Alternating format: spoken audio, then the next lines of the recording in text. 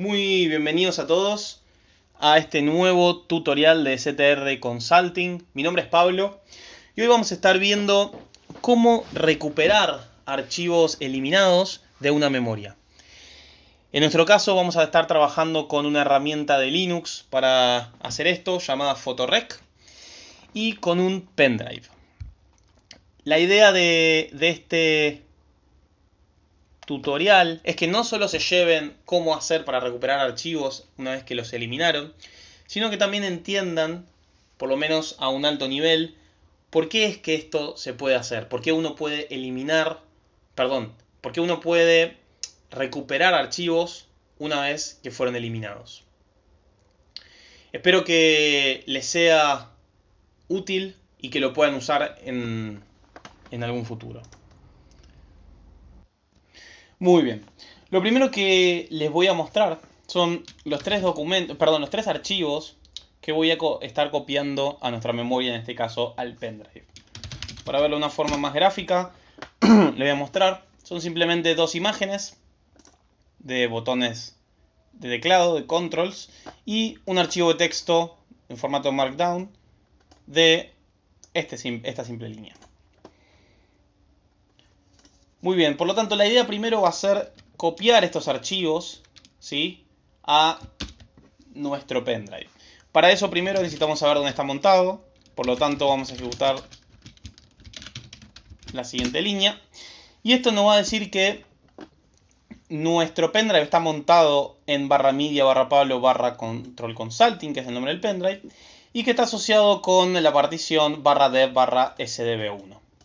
Esto hay que tenerlo en cuenta porque en un ratito va a ser muy útil. Entonces vamos a copiar estos archivos a /media /pablo /control consulting. Una vez que se terminen de copiar, la idea es que vamos a simular eliminar un archivo, ¿sí?, como si fuera un caso real, y después vamos a tratar de recuperarlo. Entonces, simplemente por elección arbitraria mía, vamos a borrar este archivo, move to trash, y lo vamos a sacar del pendrive. Es decir, supongamos que lo eliminamos, ¿sí? Uno podría utilizar esta herramienta Photorec para recuperar el archivo directamente usando el pendrive, es decir, directamente usando la partición o el file system de este pendrive. Pero eso va a resultar muy lento, ¿sí? ¿Por qué es eso? Porque básicamente estamos usando un dispositivo externo, una memoria externa. Por lo tanto, nuestro procesador va a estar interactuando con memorias externas y eso va a alentizar bastante el proceso. La mejor forma y la forma que se suele recomendar para hacer todo este tipo de cosas es hacer una copia local.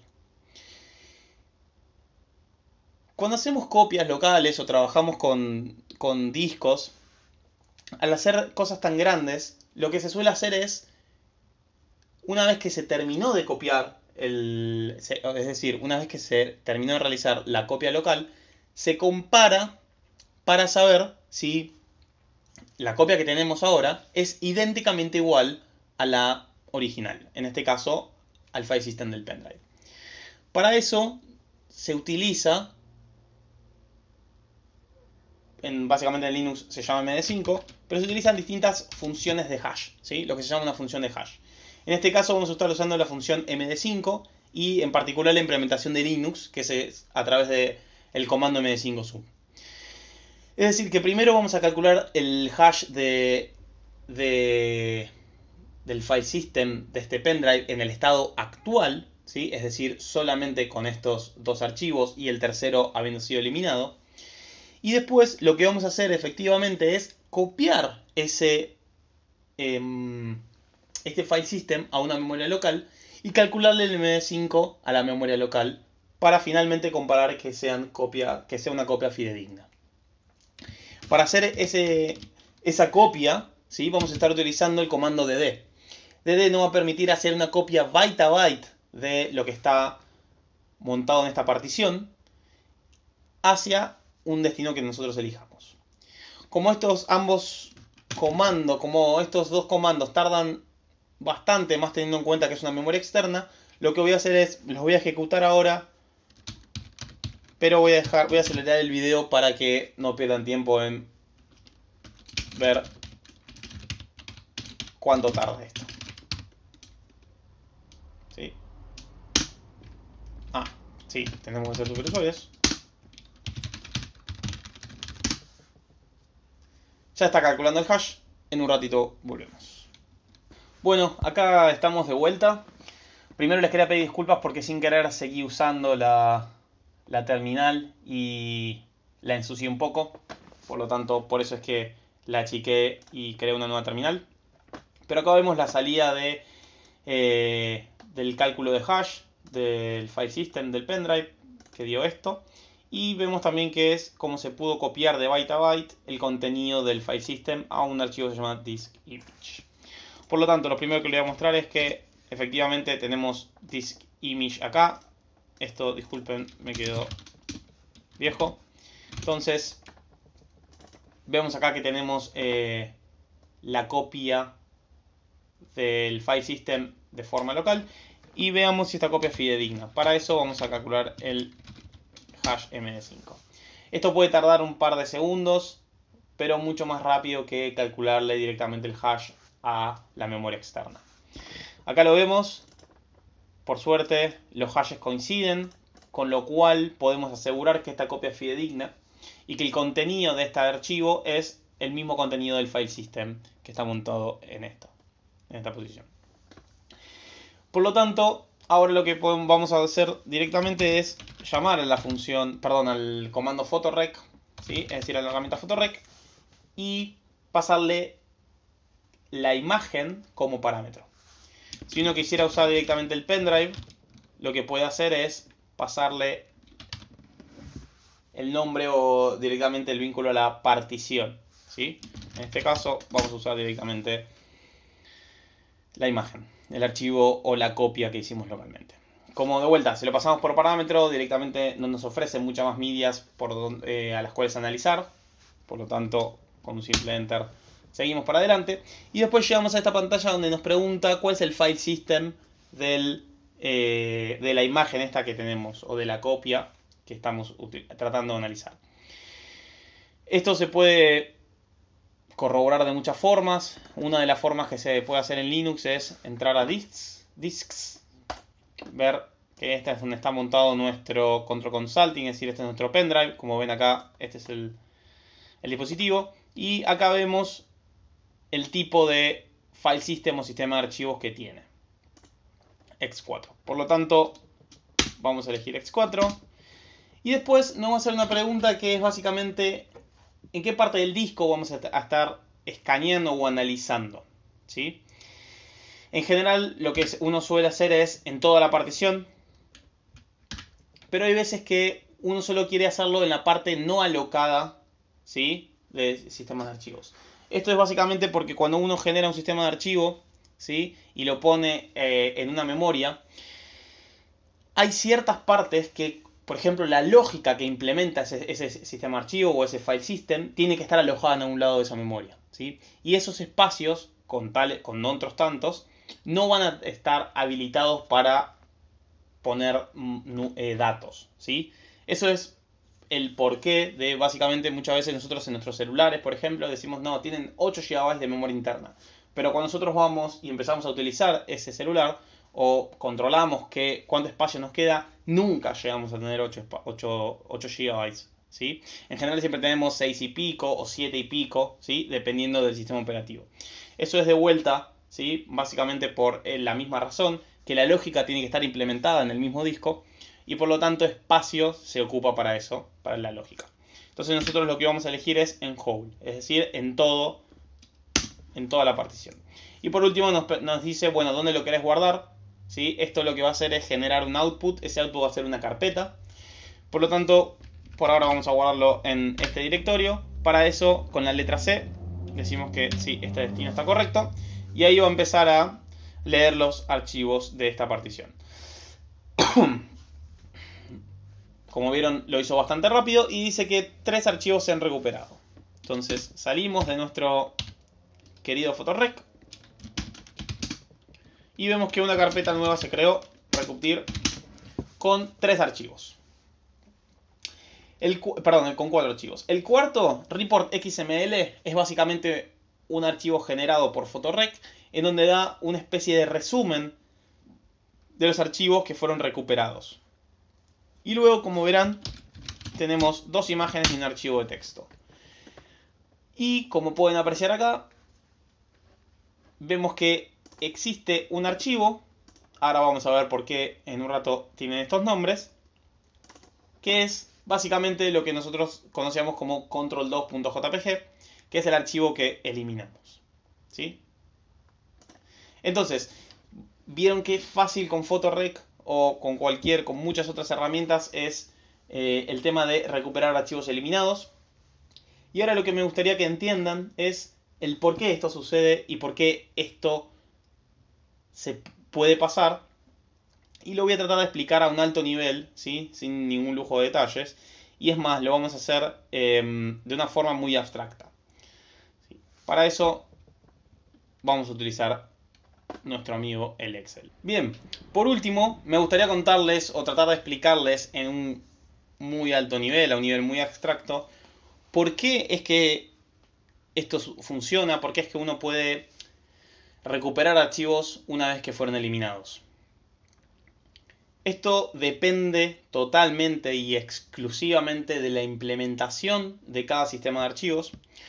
Por lo tanto, lo que voy a mostrar ahora no tiene nada que ver con un sistema de archivo real. Simplemente es una forma más gráfica, si se quiere, una forma abstracta de mostrar qué es lo que pasa en general con las memorias o con los sistemas de archivos.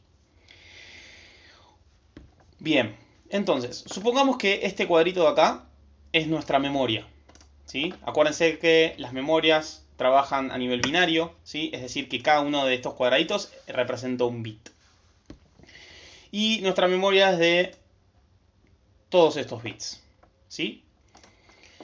Ahora, nosotros en algún lado de nuestro file system tenemos un cuadro, llamémoslo oráculo, como ustedes quieran, en el cual nosotros vamos a saber qué archivos están escritos en nuestra memoria, ¿sí? En general se les pone un nombre, que es lo que uno termina viendo cuando uno llama a un archivo, cuando uno nombra un archivo, se termina viendo este nombre.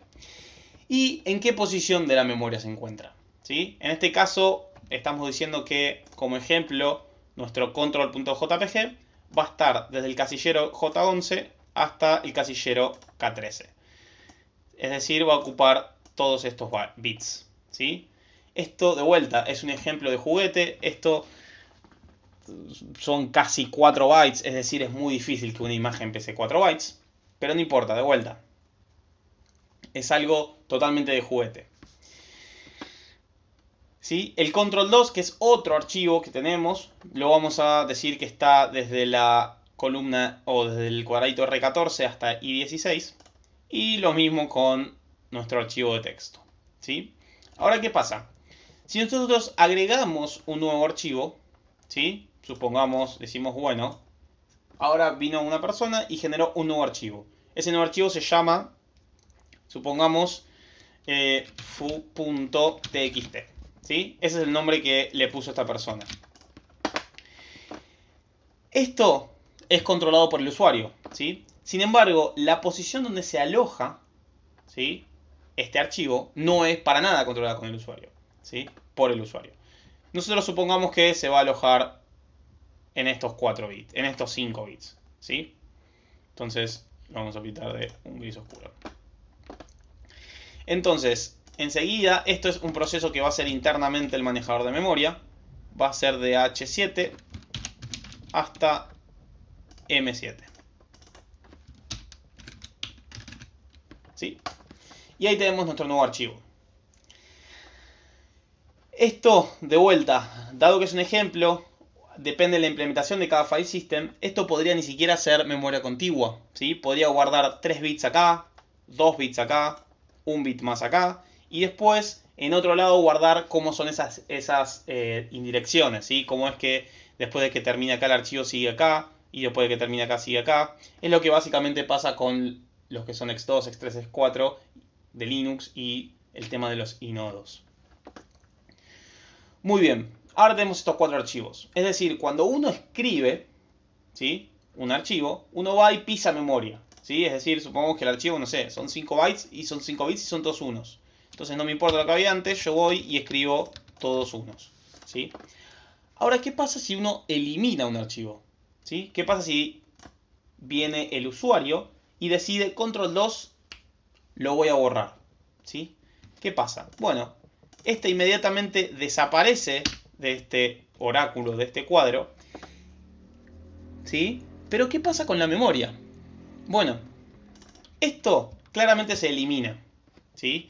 Entonces, ¿qué quiere decir? Que ahora si alguien viene y quiere guardar, por ejemplo, un nuevo archivo, ¿sí?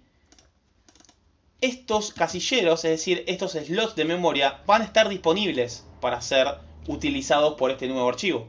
Es decir, uno podría venir y decirme, bueno, ahora voy a generar voy a guardar no sé, el archivo control3.jpg y de vuelta, esto no lo va a elegir la persona, se puede llegar a guardar o en este mismo espacio o en otro, ¿sí? Dependiendo también de la longitud del archivo nuevo generado.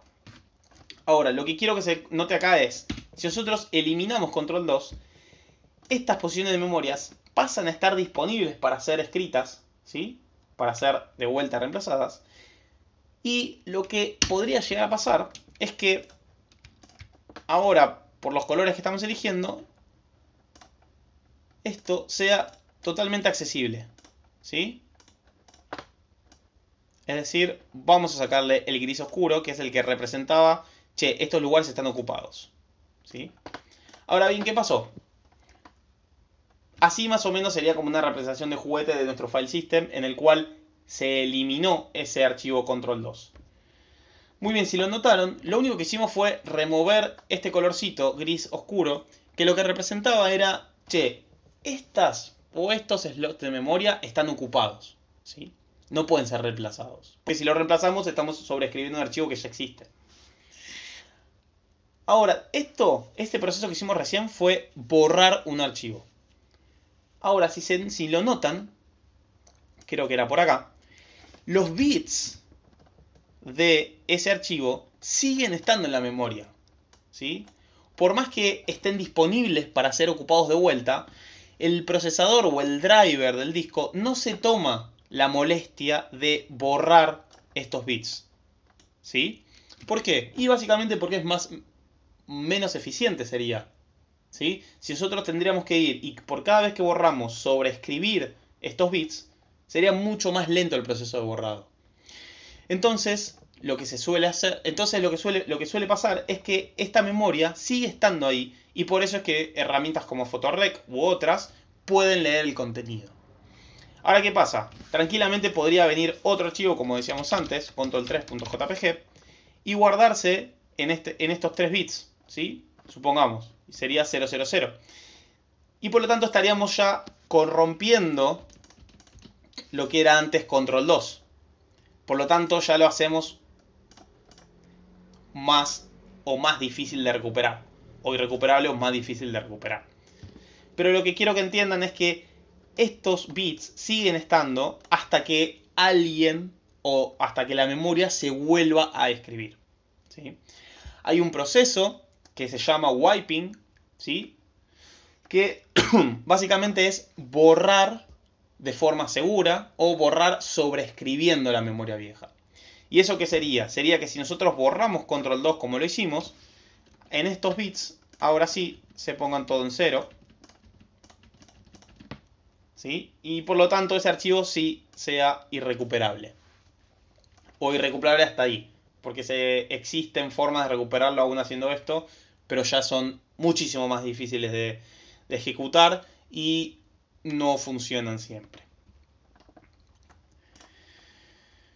Dicho esto, damos por finalizado el tutorial. Espero que les haya servido, que les haya gustado.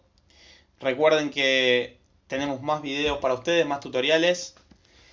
Así que pueden pasar por nuestro canal, que seguramente va a estar escrito en alguno de los links abajo. Más allá de que este mismo video esté publicado en nuestro canal. Espero que les haya gustado, se hayan divertido. Recuerden que si les gustó, por favor pongan un like a nuestro video. Y bueno, esperamos que se enganchen y puedan seguir disfrutando de nuestros tutoriales. Muchísimas gracias.